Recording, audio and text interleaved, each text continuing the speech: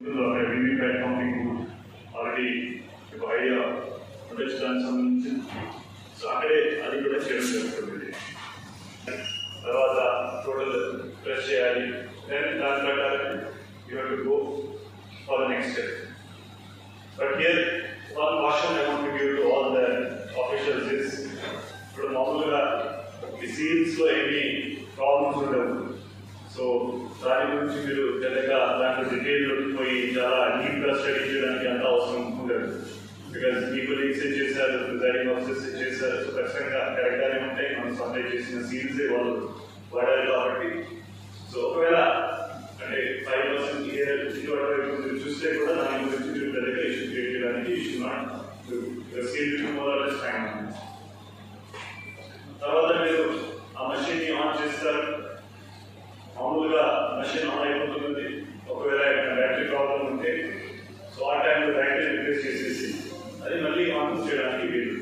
So that time also మీరు హడావుడిలో మీరు టెన్షన్లో ఈ మషిన్ పని చేయడం లేదు, ఏం చేయాలి, ఆ టెన్షన్లో మీరు ఒకవేళ ఏమైనా చేస్తే అన్నెసరీ కంపెనీ వాళ్ళు ఆ వాతావరణం కొద్దిగా వేరేగా మారిపోతుంది.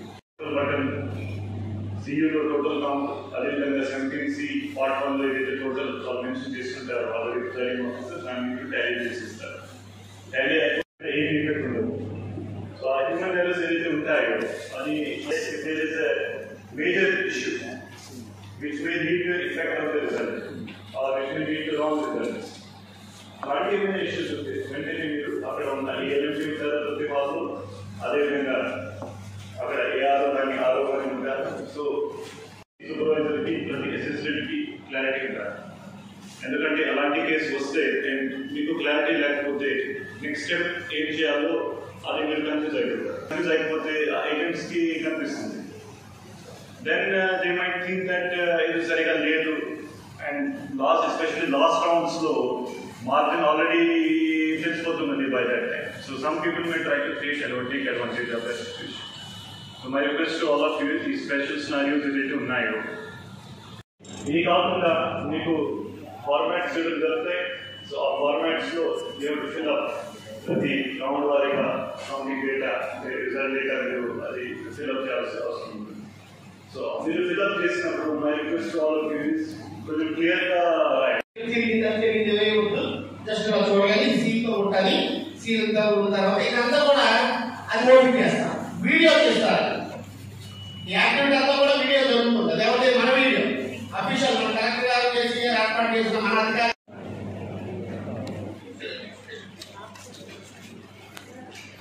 అది నోట్ చేసుకోండి సార్. సూపర్వైజర్ కంపల్సరీగా దీన్ని ఆర్టీస్ అంటారండి. రియల్ టైం క్లాక్ ఎప్పుడైతే ఆన్ చేస్తామో ఆ తేదీ సమయం వస్తుంది. అది సియూ నెంబర్ సార్, ఇది సీరియల్ నెంబర్ అండి, యూనిట్ ఐడి. ఇది ఒకదానికి కింద మరొకదానికి ఉందండి. మొత్తం ఎంతమంది క్యాండిడేట్ సంతానం అయ్యిందో బ్యాలెట్ యూనిట్ అనేది తెలియజేసేది మన మోడల్లో వాడేది 16 పెట్టాం. 15+1 17C మీకు టోటల్ టాలీ క్లోజ్ బటన్ నొక్కలేదు, ఎవరైనా మర్చిపోయారు. Rule position says you have to press the close button and proceed for result. RO గారు సంతకం చేసుకుంటారు, ఏజెంట్ చెప్తారు, క్యాండిడేట్ అతను పిలిపించి చెప్తారు. ఇదంతా అవసరం లేదు.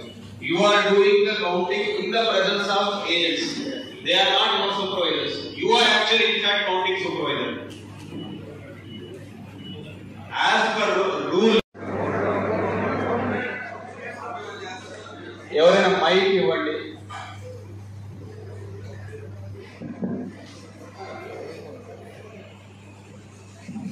సార్ మనం 17C పోలింగ్ స్టేషన్ నెంబర్ వేస్తున్నాం కనుక ఆ పోలింగ్ స్టేషన్ నెంబర్ సంబంధించిన ఎన్ని యూనిట్స్ ఉన్నా అదే కౌంట్లో వస్తాయి. ఇంకెవరికైనా చెప్పండి.